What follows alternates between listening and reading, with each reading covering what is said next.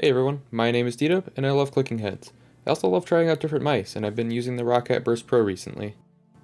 The Burst Pro is a lightweight ambidextrous mouse with a new shape that suits claw grippers with medium to large hands. It comes in either black or white, has RGB lighting, optical switches, and a 3389 sensor. The whole package comes in at $60. So I'm just going to jump straight into this review starting with the build quality, which is really important to consider since it's what dictates how the mouse will feel in hand. It's a great thing that the mouse is built like an absolute tank. There's no flex on the top or the sides of the Burst Pro no matter how hard I try, and only a tiny amount when I press on the bottom. There's also no rattle when I shake the mouse. Here's a clip to show you what I mean.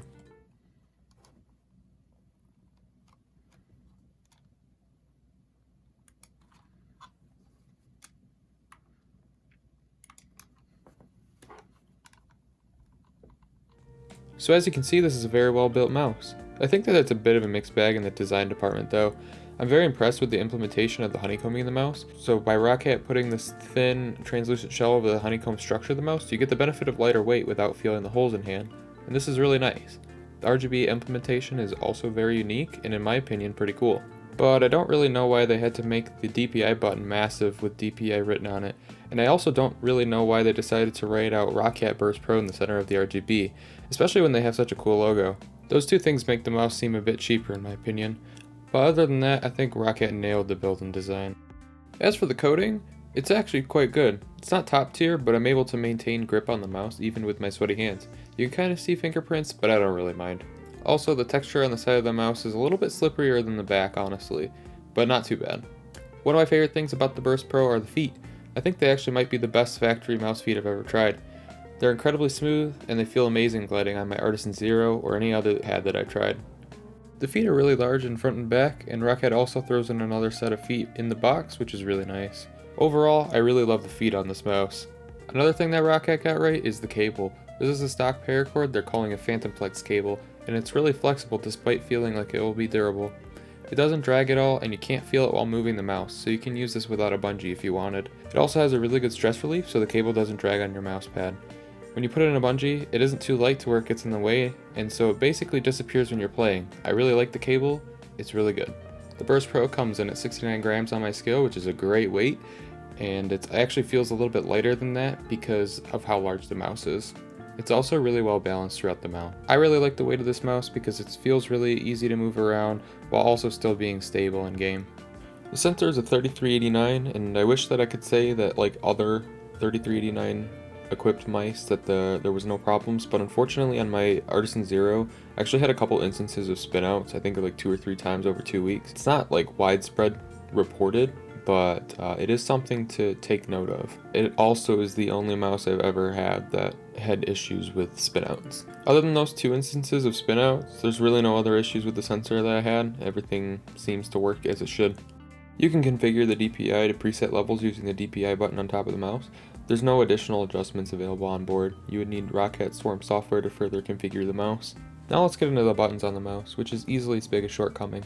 These are optical switches, so that they're not able to develop double clicking, but they have a very hollow sound and mushy feeling. I think they're quite a bit worse in feel than the Razer V2 optical switches.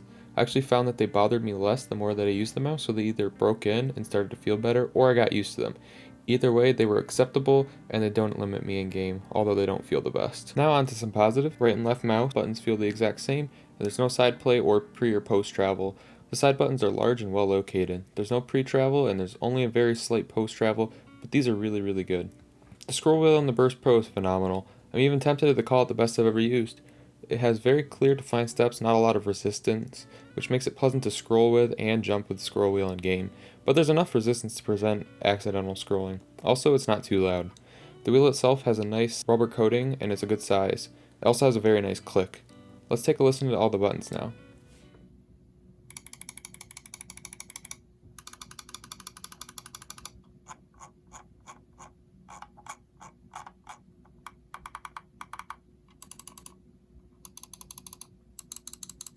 So overall, the main buttons on this mouse are not very good feeling because they're not very crisp, but you can be assured that there will be no double clicking and they won't restrict you in game.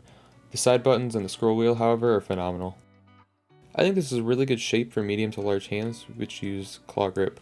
It features a very average hump slightly back from the center of the mouse with subtle comfort curves on the side. The mouse is wider at the back than it is at the front.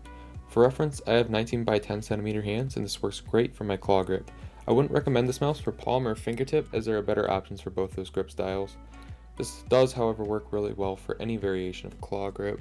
In my experience with the Burst Pro, I'm able to micro adjust easily and I don't feel shaky aiming. It's really comfortable to hold. Just because it's comfortable though doesn't mean it's the best for my aim. I think the front's a bit too high and it doesn't give me the locked in feeling that I like with my mice. I also think that the front height hurts my ability to spray in games where you need to pull down to spray. I think the mouse is just a bit too large for me to perform my best, but that's not a knock against the mouse itself. Overall, it's a really good shape for claw grip, and I think it will work for plenty of people. And to wrap it all up, the ROCCAT Burst Pro is a well-built mouse with great cable, feet, weight, and sensor, and so this is a great value at $60. As long as you can get past the weird mouse 1 and 2 click feel, this is a great mouse. The only thing that's left to decide is if it's right for you. If you use any variation of a claw grip, this will suit your hands well, especially for 19 plus centimeter hands.